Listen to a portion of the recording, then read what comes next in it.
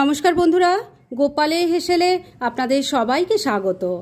একঘেয়ে তরি তরকারি তো অনেক খেলেন, এবার একটু অন্য রকমের সুস্বাদু যদি কিছু ট্রাই করতে চান তাহলে আমার আজকের এই রেসিপিটা আপনাদের খুব ভালো লাগবে, কেননা এটা খুব কম সময় কম উপকরণে তৈরি হয়ে যায়, অথচ খেতে কিন্তু অসাধারণ হয়। তাই চলুন আর একটুও সময় নষ্ট না করে রান্নাটা করে ফেলি। আজকের এই দারুণ টেস্টি চটজলদি রান্নাটা করার জন্য কড়াইয়ে সর্ষের তেল গরম করে নিয়েছি। এই তেলের মধ্যে এবার দিয়ে দিলাম অল্প নুন, দিয়ে দিলাম অল্প হলুদের গুঁড়ো। এবারে এর মধ্যে একটু বেগুনের টুকরো ভেজে নেব, তাই দিয়ে দিলাম। আমি এখানে একটাই বড় সাইজের বেগুন নিয়েছি, সেটাকে ডুমো ডুমো করে কেটে নিয়েছি। এবার মিডিয়াম ফ্লেমে রেখে বেগুনের টুকরোগুলোকে একটু ভালো করে ভাজা ভাজা করে নিচ্ছি। বেগুনের টুকরোগুলো সব ভালো করে ভাজা হয়ে গেছে, এবার তুলে নিচ্ছি। বেগুনের টুকরোগুলো সব ভেজে তুলে রেখে দিয়েছি। এবার যে তেল আছে তার মধ্যে একটু চীনা বাদাম ভেজে নেব, এগুলোকেও ভালো করে ভাজা ভাজা করে তুলে নেব। বাদামটাও ভেজে তুলে রেখে দিয়েছি। এবার যে তেল আছে তার মধ্যেই বাকি রান্নাটা হবে। এর মধ্যে প্রথমেই দিয়ে দিচ্ছি অল্প গোটা জিরে, দিয়ে দিলাম একটা তেজপাতা, একটা শুকনো লঙ্কা, এর সাথে দিয়ে দিচ্ছি গোটা গরম মশলা, যার মধ্যে আছে 2-3টে এলাচ, 2-3টে লবঙ্গ আর একটা দারচিনি। ফোড়নটা একটু ভাজা ভাজা করে নিচ্ছি। ফোড়নটা ভাজা ভাজা হয়ে গেছে, এর থেকে এখন খুব সুন্দর একটা গন্ধ বেরোচ্ছে। এবার এর মধ্যে আমি এক এক করে কিছু সবজি দিয়ে দেব। প্রথমেই দিয়ে দিচ্ছি আলুর টুকরো। আমি এখানে একটাই বড় সাইজের আলু নিয়েছি, সেটাকে একটু বড় বড় সাইজ করে কেটে নিয়েছি। মিডিয়াম ফ্লেমে রেখে তেলের সাথে মিশিয়ে একটু হালকা নাড়াচাড়া করে নিচ্ছি। মিনিট দুয়েক সময় নিয়ে তেলের সাথে আলুর টুকরোগুলো ভালো করে মিশিয়ে নিয়ে একটু হালকা ভাজা ভাজা করে নিয়েছি। এবার এর মধ্যে দিয়ে দিচ্ছি পেঁপের টুকরো। এখানে আমি একটা মিডিয়াম সাইজের পেঁপের থেকে অর্ধেকটাই টুকরো করে কেটে দিয়েছি।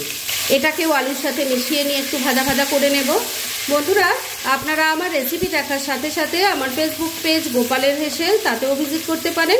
ডেসক্রিপশন বক্সে লিংক দেওয়া আছে। মিনিট দুয়েক সময় নিয়ে পেঁপের টুকরোগুলোকেও আলুর সাথে মিশিয়ে ভাজা ভাজা করে নিলাম। এবার এর মধ্যে দিয়ে দিচ্ছি কুমড়োর টুকরো। আমি এখানে 150 গ্রাম কুমড়ো নিয়েছি, সেটাকে একটু বড় বড় করে কেটে নিয়েছি।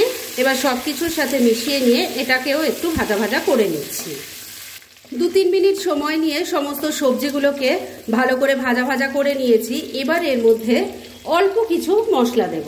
প্রথমেই দিয়ে দিলাম 2 চামচ আদা কাঁচা লঙ্কা বাটা, দিয়ে দিচ্ছি অল্প হলুদের গুঁড়ো, অল্প একটু কাশ্মীরি মির্চ পাউডার দিয়ে দিলাম ছোট চামচের 1 চামচ জিরের গুঁড়ো, ছোট চামচের 1 চামচ ধনের গুঁড়ো দিয়ে দিলাম অল্প গরম মশলার গুঁড়ো, স্বাদ মতো নুন দিয়ে দিচ্ছি, অল্প একটু গুড় দিয়ে দিলাম। সবকিছু খুব ভালো করে মিশিয়ে নিচ্ছি। আর বন্ধুরা, আমি এখানে গুড়ের ব্যবহার করলাম, তবে আপনারা কিন্তু চাইলে গুড়ের বদলে চিনি একটু দিতে পারেন, কেননা নিরামিষ রান্নায় একটু মিষ্টি মিষ্টি না হলে স্বাদটা ঠিক খোলে না। যাই হোক, এবার সবকিছু খুব ভালো করে মিশিয়ে কষিয়ে নিচ্ছি। মিনিট দুয়েক সময় নিয়ে মশলার সাথে সমস্ত সবজি ভালো করে মিশিয়ে কষিয়ে নিয়েছি। এবার এর মধ্যে দিয়ে দেব একটা সিক্রেট ইনগ্রেডিয়েন্ট, যেটা খুব সাধারণ একটা উপকরণ, কিন্তু এই উপকরণটা এই রান্নার মেশালে এর স্বাদ বহু গুণ বেড়ে যায়। সেটা হলো গোবিন্দভোগ চাল। আমি ছোট বাটির 1 বাটি গোবিন্দভোগ চাল মিনিট 10 একটু জলে ভিজিয়ে রেখেছিলাম। এবার সেই চালটা দিয়ে দিলাম। সবকিছুর সাথে খুব ভালো করে মিশিয়ে আবারও একবার কষিয়ে নেব। বন্ধুরা, আজকে আমি যেভাবে এই রান্নাটা করছি ঠিক সেইভাবে রান্না করে খেয়ে দেখুন, অসাধারণ হয় এর টেস্ট। আর এই রান্নাটা আপনারা নিজেদের সাথে সাথে ঠাকুরের ভোগের জন্যও কিন্তু তৈরি করতে পারেন। সবকিছু খুব ভালো করে মিশিয়ে কষিয়ে নিয়েছি। এবার গ্রেভির জন্য জল দিয়ে দেব। জলটা এমনভাবে দেবেন যাতে চাল সেদ্ধ হয়ে যায়, সবজিও সেদ্ধ হয়ে যায়, কিন্তু পুরো ব্যাপারটা মাখা মাখা হবে, তাই সেই বুঝে জল দেবেন। ভালো করে মিশিয়ে নিচ্ছি। সবকিছু খুব ভালো করে মেশানো হয়ে গেছে। এবার ফ্লেমটাকে লো আর মিডিয়ামের মাঝামাঝি রেখে ঢাকা দিয়ে আমি 3-4 মিনিট রান্না করে নেব, তবে মাঝে কিন্তু ঢাকা তুলে একটু নাড়াচাড়া করে নিতে হবে। মিনিট 4 রান্না হয়ে গেছে, ঢাকা তুললাম।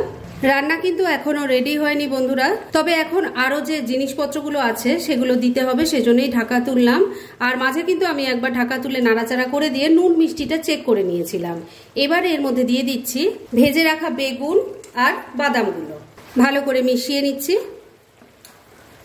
সবকিছু খুব ভালো করে মেশানো হয়ে গেছে। এবার ফ্লেমটা ওই একই রেখে 2-3 মিনিট আবারও ঢাকা দিয়ে রান্না করে নিচ্ছি।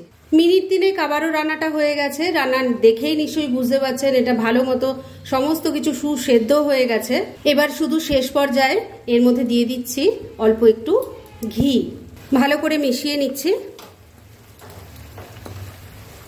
ঘিটা খুব ভালো করে মেশানো হয়ে গেছে, রান্না এবার একদম রেডি। গ্যাসটা বন্ধ করে দিলাম।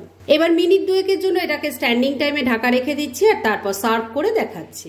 ফ্রেন্ডস, আমার আজকের এই দুর্দান্ত স্বাদের চটজলদি দারুণ টেস্টি নিরামিষ রেসিপি একদম রেডি হয়ে গেছে এবং আমি সার্ভ করে দিয়েছি। ভীষণ ইজি রেসিপিটা, কিন্তু খেতে ফাটাফাটি হয়। সেটা একবার ট্রাই করলেই বুঝতে পারবেন। তাই দেরি না করে পারলে এটা আজই একবার ট্রাই করে ফেলুন আর তারপর কেমন লাগলো সেটা প্লিজ কমেন্ট করে জানাবেন। এরকম ধরনের অনেক ভালো ভালো নিরামিষ রান্নার রেসিপি আপনারা গোপালের হেসেল সার্চ করলেই পেয়ে যাবেন, যার মধ্যে থেকে কিছু কিছু আমি সাজেস্টেড বক্সেও দিয়ে দেবো, সেখান থেকেও আপনারা দেখে নিতে পারেন। তাই গোপালের হেসেল অবশ্যই ভিজিট করুন। আর আপনারা কেমন ধরনের রেসিপি চাইছেন সেটাও কিন্তু আমাকে জানাতে পারেন। আমি চেষ্টা করব সেই সব রেসিপিগুলো আপনাদের সাথে শেয়ার করার। আর আমার আজকের এই রেসিপি যদি আপনাদের ভালো লাগে আর ইউজফুল বলে মনে হয়, তাহলে যারা এখনও আমার চ্যানেলটাকে সাবস্ক্রাইব করেননি তারা প্লিজ সাবস্ক্রাইব করুন। তাহলে আজকের মতো এখানেই শেষ করছি। পরদিন আবার এরকমই কোনো ভালো রেসিপি নিয়ে চলে আসব। আপনারা সবাই খুব ভালো থাকুন, সুস্থ থাকুন।